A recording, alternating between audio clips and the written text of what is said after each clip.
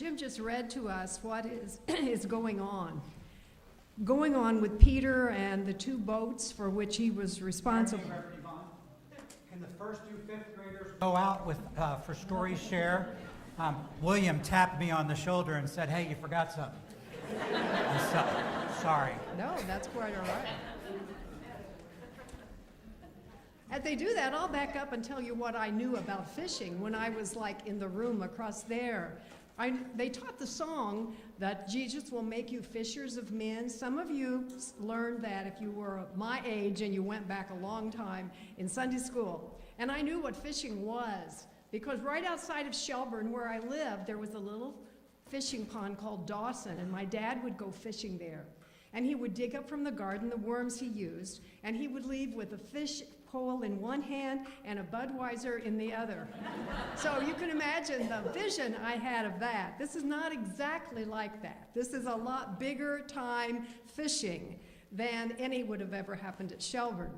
Peter had two boats, and back then what they did was they had the two boats and the nets between them, and there would be 4 people rowing and one person who was kind of like the guide and the leader of the boat and would guide things to happen so that as they went through, they would actually chase through the fish and pick them up. They had to do this at night, and that's why the fishing was at night.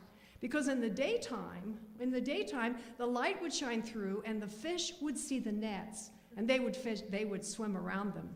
And so that's what's happening here. That's what's happening here, and you can bet that Peter, who had 2 boats, 4 rowers in each, and him guiding, and one of his others guiding also, you can see how Jesus, who hung out there enough that people were used to seeing him there, you can see how he recognized the makeup of fishermen, that they were sturdy, that they were smart, that they had stick-to-itiveness. And so because of that, 4, at least, of the disciples came to Jesus as fishermen, and 3 of them from this day. So there is that crowd. There is that sturdy, responsible, smart, committed crowd.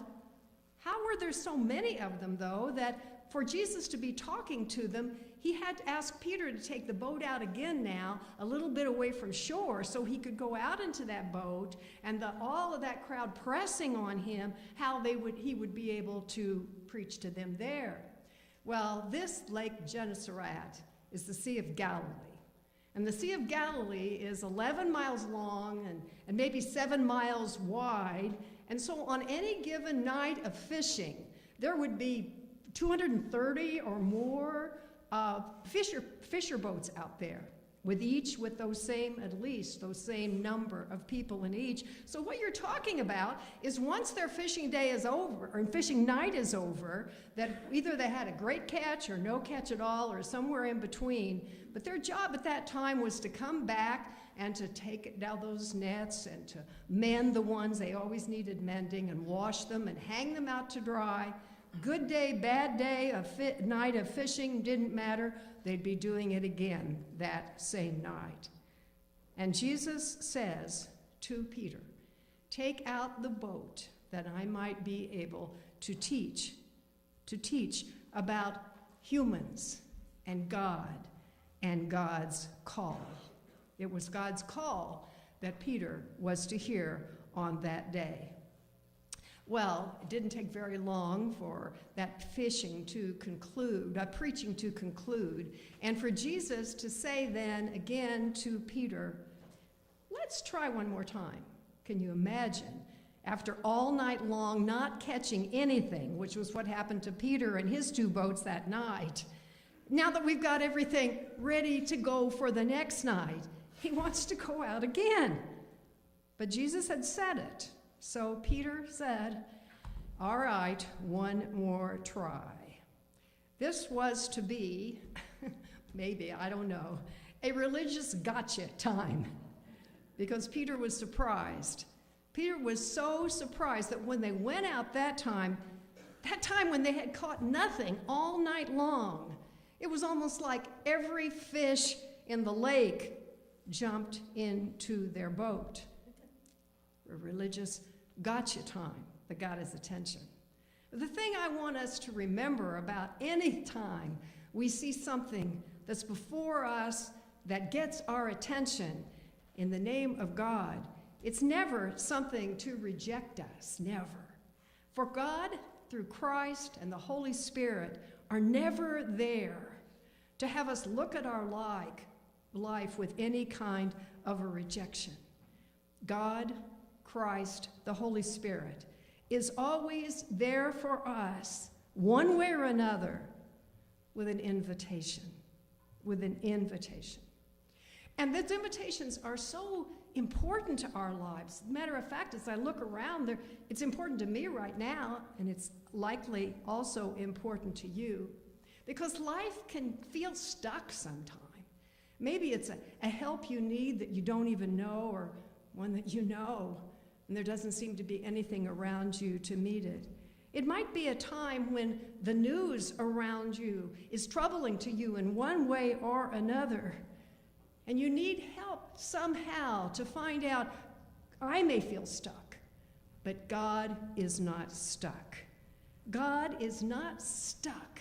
And so it becomes our call to give it another try.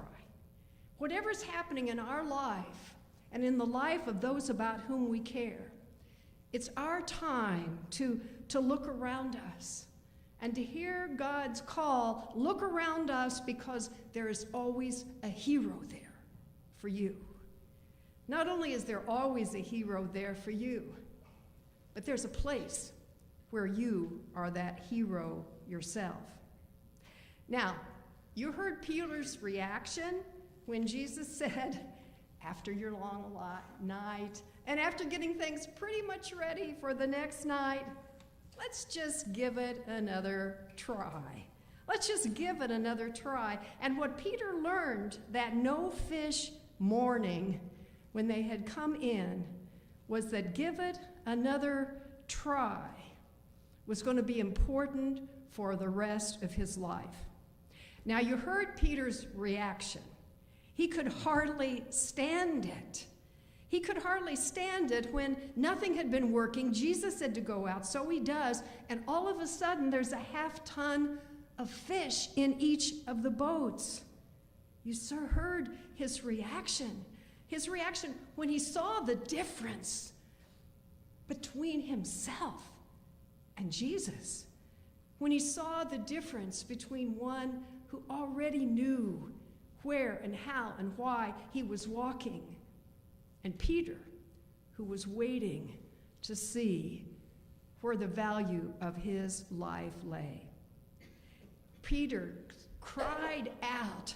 He cried out, I can't handle all this holiness. I can't stand what I see here with the power and the presence and the purpose of God. Jesus, please just leave me to myself. That's how he felt when he began to hear and see and glimpse what happens when this never rejecting and always inviting God shows up. And Jesus said to him, when I saw you today, your boats were empty. And your boats were empty. Your boats were empty because you are being asked to fill them with people, with men and women and children. And you're asked to do that one need at a time that shows up before you in your life, one hurt at a time.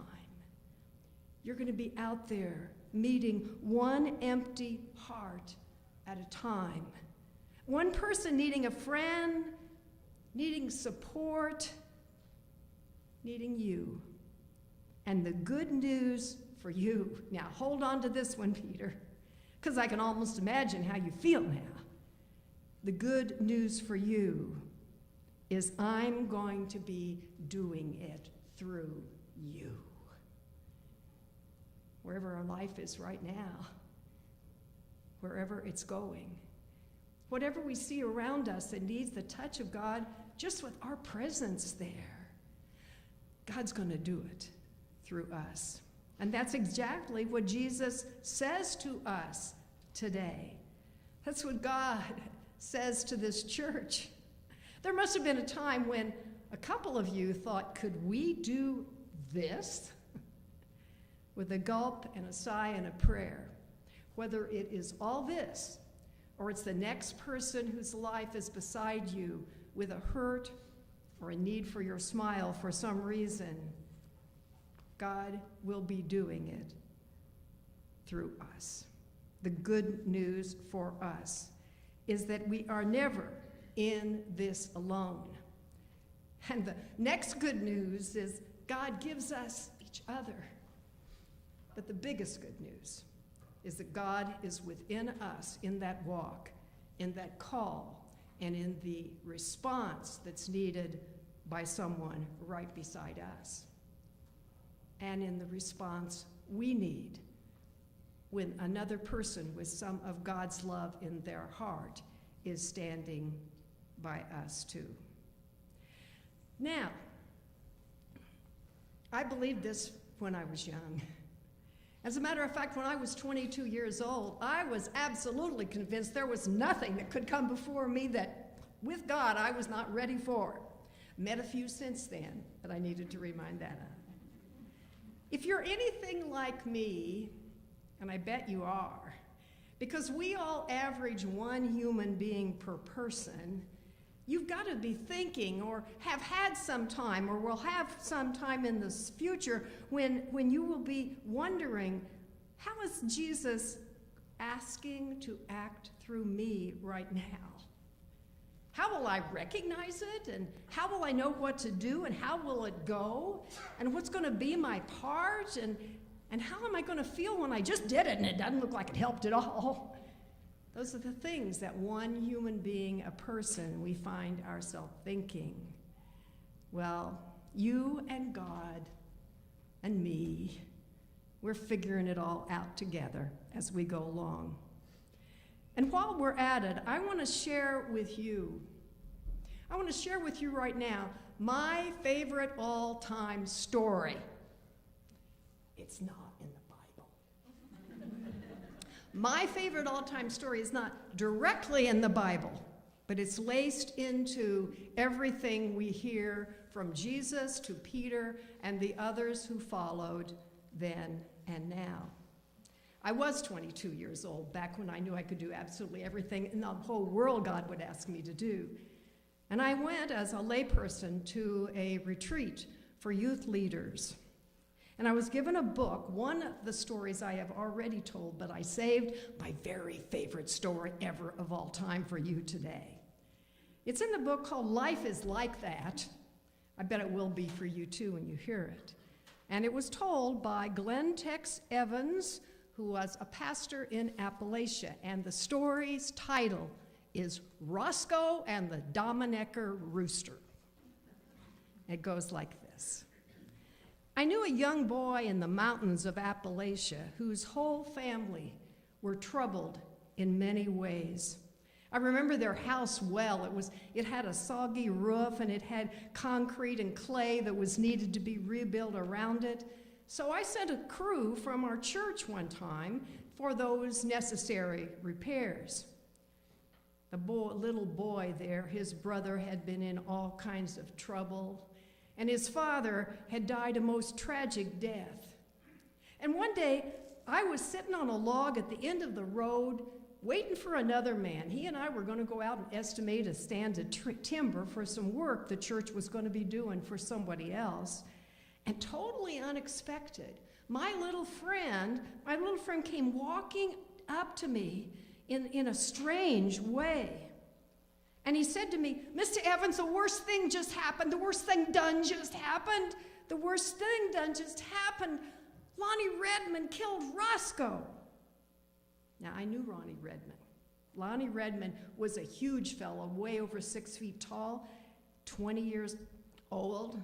I said, well, what happened and who's Roscoe? He said, my pet rooster, best pet I ever had, and Lonnie Redmond went and killed him. Roscoe Roscoe would come up and land on my shoulder, and I'd hold corn in my paw, and he'd peck it and eat it right out of my hand. He was the best friend I ever had. And Lonnie Redmond, he got him a big rock, and he killed him. He said he crowed too much. It weren't Roscoe doing all that crowing. It was the game rooster that lives next door in our neighbor's house. Roscoe only crowed a little bit, and that was just in the evening.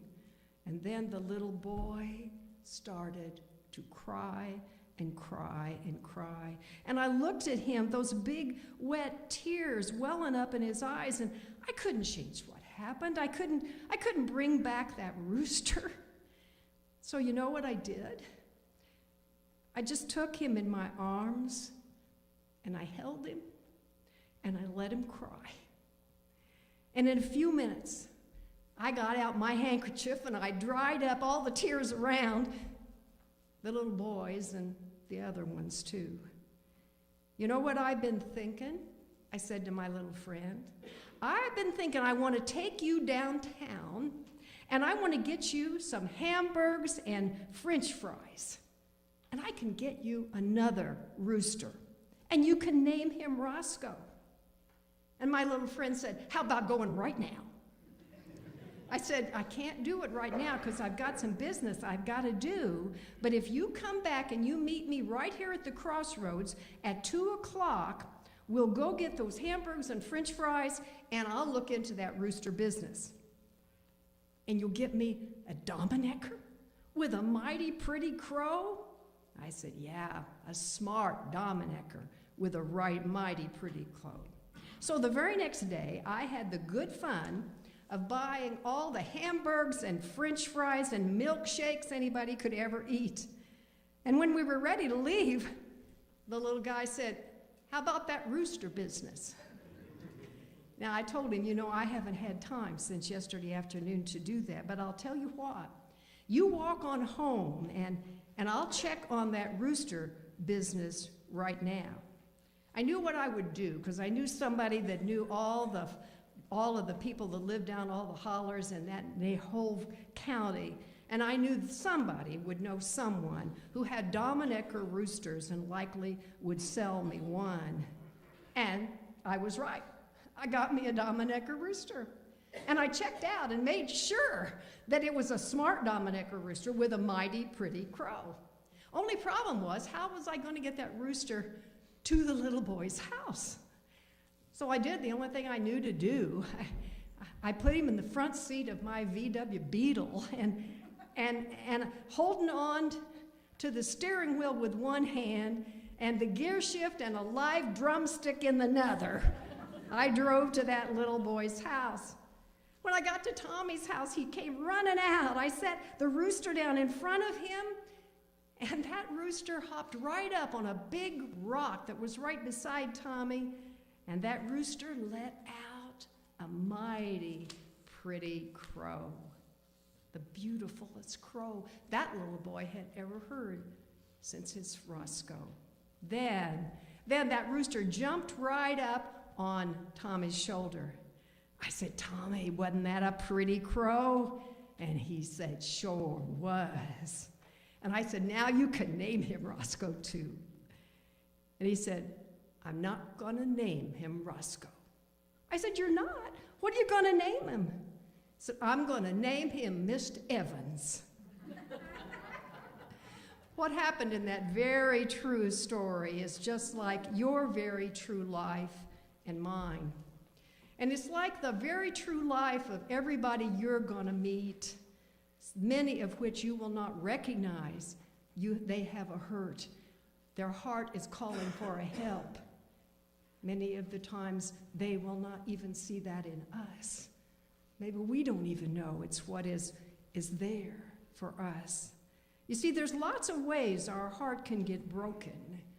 And there's lots of ways this world can seem like it has fallen off its axis. And all that's needed is you and me meeting it one person at a time. And through the church and our own work in the name of God. Us connecting with the persons and the needs and God's care. And sometimes just doing that, helping dry a tear. Sometimes just doing that, being a presence when what is most needed is presence. And let God do what God always does, and that is God's work for this. And that little boy in my very true story, he might live to be 90. And if he does, I'll guarantee you there's two things he will remember forever. One was that one day somebody took a rock and killed the best friend he ever had, and his heart got broken. And the other that he will remember is that he'll never forget that there was a grown-up person with some Christian love in his heart that sensed that need and ministered to his need right where he was. That boy didn't need any theological arguments or doctrinal statements. He needed somebody who would sense his hurt, his loneliness, his need for love, and would meet that need. And he will never forget that someone did just that. So that's what Peter's call was about. And through that story, it's what our call is about too. It's Jesus that day and now, Christ calling us all, along with, and this is the important line to remember, along with what Jesus said. Now don't you go being worried about what you can do. I'm going to be doing it through you. Amen.